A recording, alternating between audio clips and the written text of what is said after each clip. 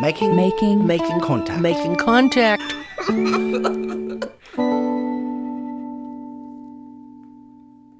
Welcome to Making Contact, and today we are airing part 2 of a 2-part series on the African American history of Indianapolis. This story comes to us from our friends at Urbanist Media and their podcast, Urban Roots. The podcast tries to understand history, policy, and planning from the perspective of the people that live in those cities and who are trying to preserve the lost stories of their shared past. And joining us today again is Decca Hussein from Urbanist Media. So Decca, for our listeners that maybe didn't catch part 1, what did we learn about Indianapolis last week? Last week we spoke about Black Indianapolis, the history that's actually quite specific to the Indiana Avenue corridor and its very vibrant, rich African-American history and the extant places that are there still and the places that are also not quite there, but a lot of on-the-ground folks are doing quite a bit of work to help commemorate. So some of that is the history of Madam C.J. Walker and some of its other histories that are related to the planning efforts and the development efforts that are being done to cultivate and kind of retain the African-American history of Indiana Avenue. And today we're going to be listening to part 2. So what is today's story about? Today's show focuses on a couple different stories related to Indianapolis that are a little bit outside of the Indiana Avenue corridor, basically trying to say, hey, there is Black history throughout Indianapolis. It is not just located within this very specific area, but that there are places like Norwood, which was a relatively unknown history that I think a lot of people had the stories and they didn't really share them until one activist, Kayla Austin, came in and started talking to people. And she actually did it in a really unique way where she was like, she's an artist, so she was doing the artwork and drawing, painting the individuals that she would meet who had connections to Norwood, and she would talk to them and she would record their oral history. And through that work, it was so incredible to learn and hear about lots of other important African-American figures that really were integral to helping shape the history of Indianapolis in terms of its African-American history. Thank you, Decca. And by the way, if you'd like more information about Urbanist Media, visit us online at radioproject.org for links to all of their episodes. And now here's part 2 of their journey into the Black history of Indianapolis. The reason I'm in the preservation business is because my mother taught me that this was something important. That's Claudia Pauly, the preservationist we introduced you to last episode. She wouldn't do any of the work she does today if it weren't for her mother's influence. She had been a preservationist back in the day when we all just thought she was a little crazy.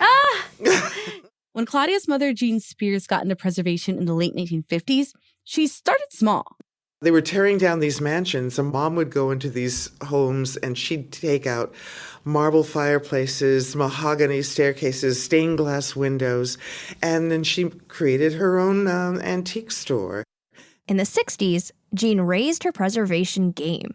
It all started when she began looking for her family's new home.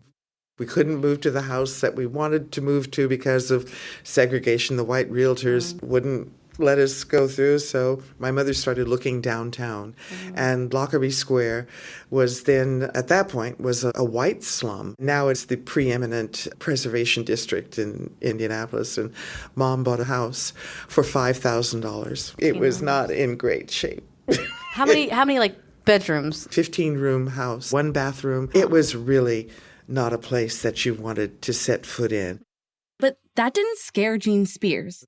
She restored it beautifully and lived in it for 15 years and then said, why am I not doing this to the Black neighborhood of downtown Indianapolis, where her grandparents had lived? It was easier said than done. During the 1950s and 60s, the city of Indianapolis used eminent domain to take land away from Indiana Avenue for highway construction. The city then sold the land to Indiana University. Then she saw Indiana Avenue take another hit.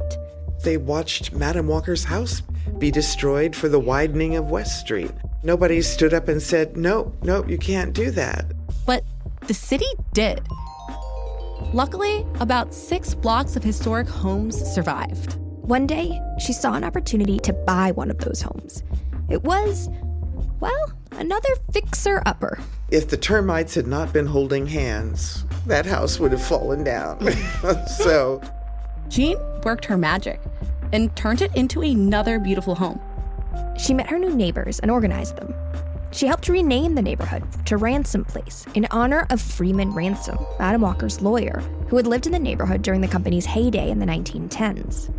In the late 1980s, Jean noticed the university making moves once again. the university is all on the south side of Indiana Avenue. It said it was not going to cross over to the north side. Well, it would have crossed over a lot sooner than it has even now if Mom hadn't taken a stake in Ransom Place. Jean and some neighbors worked with the Landmarks Commission to get a historic designation for Ransom Place. They uncovered the names of Black doctors, civic leaders, and other professionals who had lived in the neighborhood, many of whom had worked for Madam Walker. In 1991, they succeeded. Today, the National Register of Historic Places includes this neighborhood. That's how Ransom Place Historic District came to be. Thanks in no small part to the connection to Madam C.J. Walker, Jean Spears was able to save this pocket of Black history in an area the city had almost erased from memory. But Black indie history is about more than Madam Walker. Other stories and places in the city need protection too. Luckily, today, a new generation is carrying on what Miss Jean Spears started.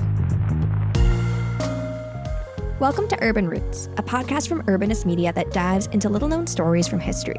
We're your hosts. I'm cities journalist Vanessa Quirk. And I'm historic preservationist Deborah Hussein Wetzel. Today, we're continuing our two-part series on Black Indianapolis. If you missed part one, now's a good time to go back and listen to that episode so that you can learn about Madam C.J. Walker and Indiana Avenue.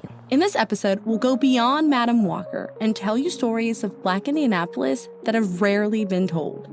And we'll introduce you to 3 Black women who are safeguarding these stories of the past and guiding Indianapolis toward a better future. I have a new nickname. I'm being called a rogue historian. Rogue! Oh my God, you put that on a business card. I was like, I'm getting t-shirts. Yes. Y'all need a t-shirt? When she's not roguely researching, Kayla Austin stays busy as a painter, a grassroots advocate, and the founder of a consulting company that helps Black neighborhoods mobilize history for their own protection. Kayla, who's mixed race, grew up in Indianapolis. When she left as a young adult, she had no intention of ever coming back. But in 2020, in the midst of the pandemic, she returned. But I was depressed to be back here because I have so many negative memories attached to it. My mother's family was pretty deeply involved in the Klan, actually. And so the stories that were told to me about what it means to be Black were very derogatory, right? And so there's a very long path to kind of recover that. And history is how I've been able to do so, right? Kayla embarked on a new project to try and reconnect with the city that she had previously written off. I just started inviting people into my studio and I'm doing their portraits and I'm recording their oral histories. That's also how I meet Miss Flanora. Ms. Flanora Frazier. And she's just this little tiny old lady. And she's very sassy. Ms. Flanora told Kayla about the place where she grew up, Norwood, a small neighborhood about 5 miles southeast from Indiana Avenue. Norwood is less than half a mile from the house I was born in. And no one ever talked about Norwood. Here's an excerpt of Ms. Flanora that Kayla recorded for her oral history project. There was but 1, maybe 2 telephones in the neighborhood. But everybody knew everything. How did the word get around? You do something down the street, when you get home, Mom knew it. And you could get a spanking anywhere. And then get home and have another one. So you try to be good. The neighbors would look out for your kids. Nobody had to worry. You never went hungry. You could eat at anybody's house. It was a very caring community, I tell you. So much different from now. The more Kayla learned from Ms. Flanora about her history, the more it drew her in. She's 92 years old. Her grandfather, he escaped slavery when he was 13 years old. and join the U.S. colored troops. This regiment of African Americans suffered unimaginable losses during the Civil and American Indian Wars. 5,000 colored troops leave, and 950 of them make it back home. Miss Flenora's grandfather, Reverend Sidney Pinnock, was one of those men. He and many others in his regiment made Norwood their home. The lots over in this part of town are only $50. You got probably $25 to throw in on a house with your best friend. And that's what they do, right? They penny party. Everybody throws in $10, they buy the lot for the church. You know, everybody puts in $10 more, they buy the barn. Ms. Flenora. That's before my time, but I've heard the stories. Grandfather, I guess, he formed a church, and it's still there. In 1889, Miss Flenora's grandfather establishes the Pennock African Methodist Episcopal Zion Church in the neighborhood. Ransom Place, the thriving Black neighborhood along Indiana Avenue, helps Norwood grow. Ransom Place is essentially Norwood's mother, right? So it's sending its doctors over, it's sending its lawyers over, it's sending its teachers over. One of those teachers, Miss Ada Harris, left an indelible mark on the neighborhood. Madam C.J. Walker is an inspirational story, but Ada Harris was a pioneer too. Ada Harris patented the straightening iron in 1893. Ada Harris is also the only Black woman in the state of Indiana who goes to the World's Fair in Paris. We've got a picture of her shaking hands with Queen Victoria. She applied her world-class ingenuity toward her new home. She comes out to Norwood and starts Norwood Colored School number 5. In 1889, when she gets there, there are less than 15 students in the school, right? Within 10 years, there's 150 students in the Norwood Colored School. 90% of the Black people in Norwood had been previously enslaved. So I'm sure Ada Harris is knocking on doors like, hey, that baby needs to be in this classroom and not in that farm working. We've had enough farm, you know, like that's just how I imagine. Ada Harris is a sassy woman. Kayla says Ada didn't just turn the school around. She became Norwood's unofficial mayor. She runs the community land trust. She writes out all the legal paperwork. And she also has, being raised in Ransom Place, access to the NAACP and all of these organizations over there that Norwood doesn't have access to because they're isolated. Ada helps Norwood become one of the most affluent free Black communities in the Midwest. By 1912, they have a Black library, they have their own marshal, they have their own fire station. They also have a lot of boarding houses and hotels and hostels. Every house had fruit trees in their yard.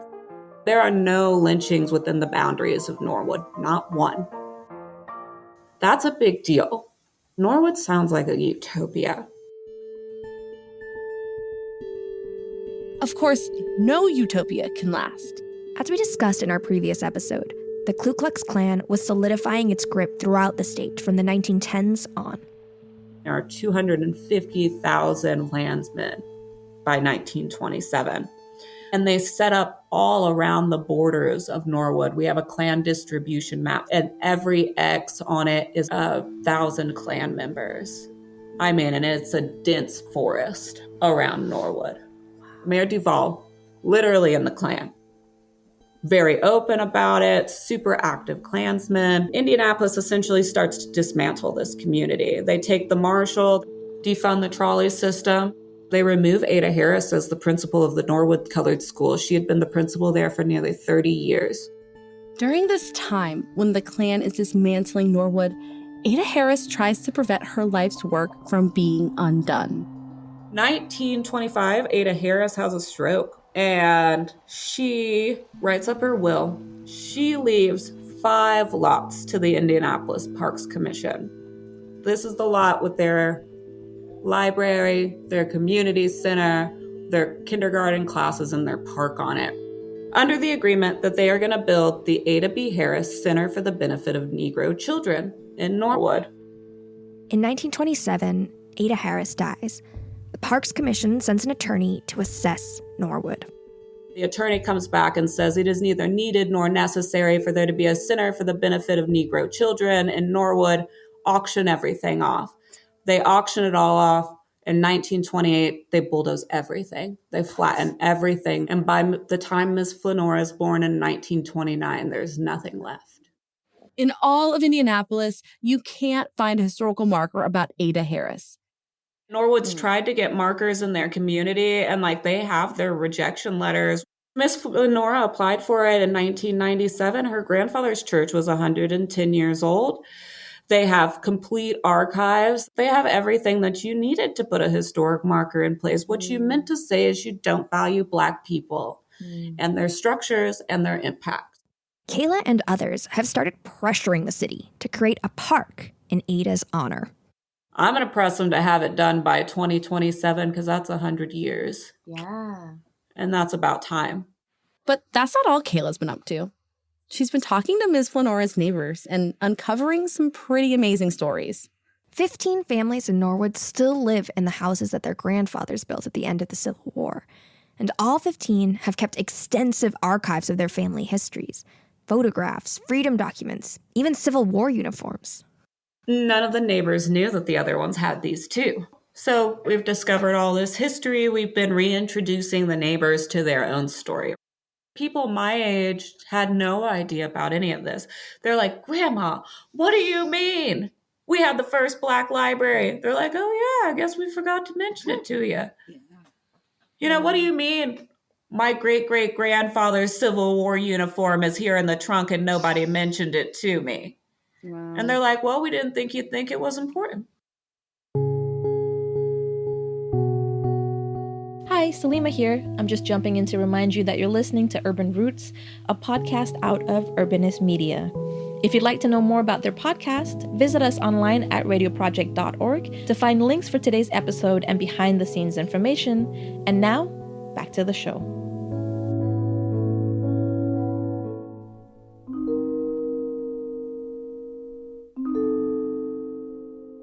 We stopped telling stories. And it's because of trauma, right? It's because it hurts.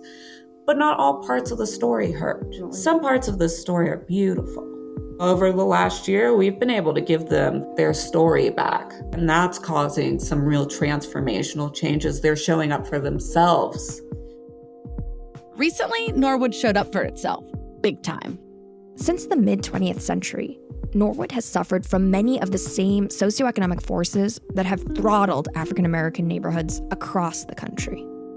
However, Indianapolis neglected Norwood to an extreme degree, even by American standards. Here's Ms. Flanora Frazier again. We had outdoor toilets. Some people had septic tanks, if you could afford it. I remember my brothers carried drinking water from 3 houses down the street. Norwood doesn't get roads until 1971. It didn't give them access to medical coverage. They didn't get gas and water. Over the decades, the city of Indianapolis has built some things in Norwood: a park, a firehouse, a jail. In 2020, Kayla discovered that the city wanted to build a morgue on a plot of land that had been the family home of John Hardrick. Hardrick's portraits, still lifes, and murals achieved wide acclaim. In the late 1920s, a Hardrick piece even hung in the Smithsonian. Kayla and others showed up at public meetings and made some good trouble. Judith Thomas, the deputy mayor of neighborhood engagement for the city, remembers it well. We went and talked to the neighborhood and got our hats handed to us. What we were going to build was on a historic piece of land, but we listened. The people of Norwood prevailed over the city. They officially canceled all of the morgue building within Norwood. Since the fight over the morgue, the city of Indianapolis has started mapping Black and brown places throughout the city. That's a big deal. We know where they are, who was there, and when we're looking at developing projects, we're respectful of what was there before. The city will now think twice before building new projects over historic sites. Kayla's hopeful, but also wary. She understands both the power and the limitations of history as a force for change. This is like a very basic hierarchy of needs. Right? You can't build when you're fighting. You can't build when you don't have food. You can't build when your environment is toxic. But one thing history does provide that is at the very core, right at the bottom of the hierarchy of needs, is a sense of self. Kayla has been working to return this sense of self to Norwood. A short drive away, near Indiana Avenue, another Black Hoosier is on the same mission. To really have a good sense of self, you need to be able to feel those who came before you. When those buildings are taken away, that connection is taken away. That's Paula Brooks. She's a community advocate for environmental justice. Paula has helped neighborhoods reject facilities that would generate noxious fumes. She's fought for safer and more accessible streets. My activism really stems from the fact that decision makers, policy makers, and others not seeing the humanity of the long-term residents that live here. She's also part of the third generation in her family to live in Ransom Place. There's not too many people in this neighborhood that knows the streets and the feeling, the history like I do.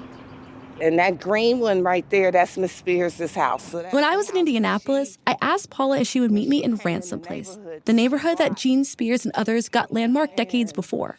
She explained that the neighborhood is actually much bigger than the historic district. It includes areas like Fayette Street and Planter House Homes. This is the only neighborhood downtown that Black people own real estate. Mm-hmm. Just about every Black person that lives in the neighborhood owns their home. Mm-hmm. That's pretty impressive. However, this homeownership hasn't safeguarded people from disruptive developments. While the landmarked blocks have been kept safe, other blocks in the neighborhood have been forgotten and left vulnerable. Over the years, historic homes were knocked down. Small businesses gave way to an unattractive strip mall. Safe streets became high-speed throughways. When Indiana University Health demolished a road to install a monorail for students and staff, it pushed traffic coming from the interstate onto the street where Paula's mom lived. My mom had to move from her house. They had put in the monorail and had her backing out in the traffic going 40 miles an hour blindly, and nobody cared. Even when developers do construct needed buildings, like housing, they often block access to streets that used to run directly through the neighborhood. 9th Street, right, it used to continue all the way through the avenue as well. So they built this building, but they didn't really think about, again, the connectivity. So just trying to get across it's not easy. I really feel the disconnectivity here. It doesn't feel like a neighborhood as much. Last year, a new project proposed for Indiana Avenue came across Paula's desk. It was for student housing that would have disconnected the neighborhood even more. Paula started calling people in Indianapolis to form the Indiana Avenue Coalition. It pressured the city to reject the project. The coalition was able to stop this development. But Paula is clear that her work isn't just about preserving old buildings and preventing new ones. It's about advocating for the right kind of new development. There's a tendency to want to turn us into museum relics, place this area like in a time capsule, and not really looking at how we are today as a community. What people want is to walk on the streets and feel safe. More green space, more transportation options. You respect the history, but you have to definitely build new. You have to look towards the future. So that's a fine line to have to walk. Jean Spears' daughter, Claudia Polly, walks that line every day. How can we ensure that any new development along Indiana Avenue responds to the history of the people that were there before? Claudia isn't just a preservationist. She started a new nonprofit, the Urban Legacy Lands Initiative, or ULI, to help transform the avenue. Using the past as a catalyst for the future, for urban legacy lands in jeopardy. The Andrew Mellon Foundation gave us money to create a new kind of CDC, a Community Development Corporation, except this is a cultural heritage development corporation. Claudia hopes her initiative can be the catalyst to bring back a thriving business community along Indiana Avenue. And there's a reason why small shops have to charge as much as they do, because of their overhead. Maybe there's a way that Uli, as a nonprofit, can help subsidize in some way. And it's a smart investment. It's not just handing out, no. If you are helped through the process and you're given money to start and you are given all the things that you need to have to be successful, maybe there won't be that failure rate that we often see. I asked Claudia to meet me on Indiana Avenue and help me imagine the future of this once vibrant community. It's kind of the way I feel in the morning. It takes a minute to get from first to second. We met on a loud, busy intersection where cars went by you on their way to and from the interstate. Because the interstate exit is right up there, and you come off the interstate and just zoom down West Street. I know because I occasionally do it.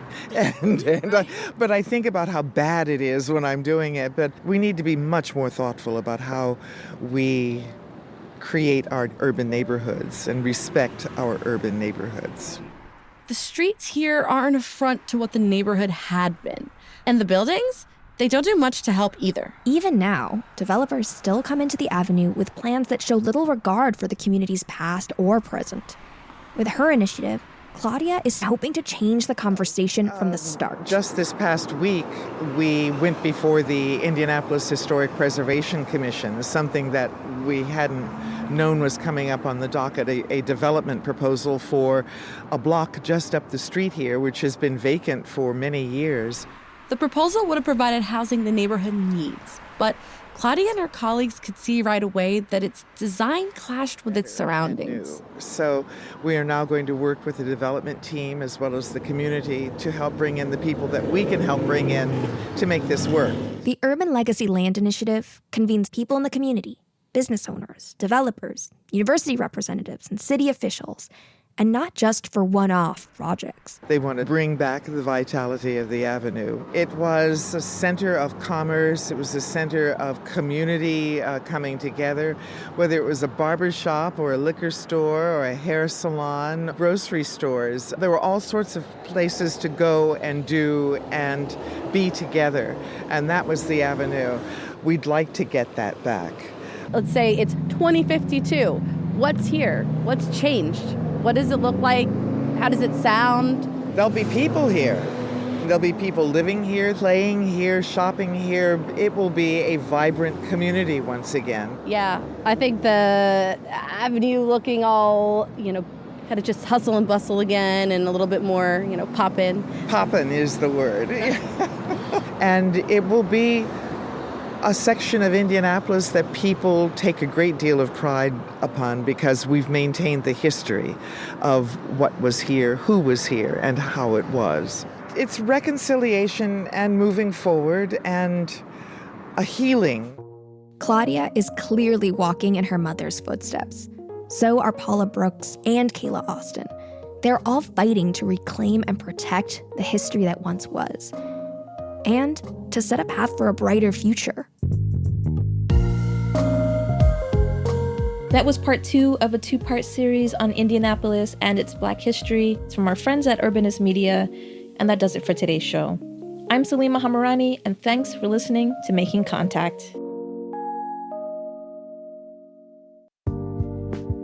Your voice matters. The Pacifica Foundation 2026 board elections have begun. To vote in your local station's election, your membership must be current.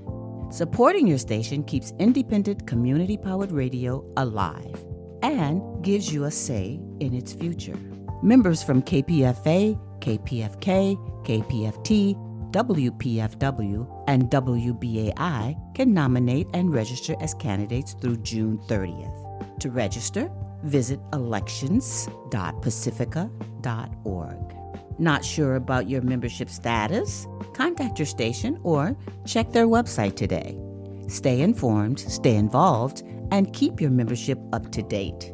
This message is brought to you by the Pacifica Foundation.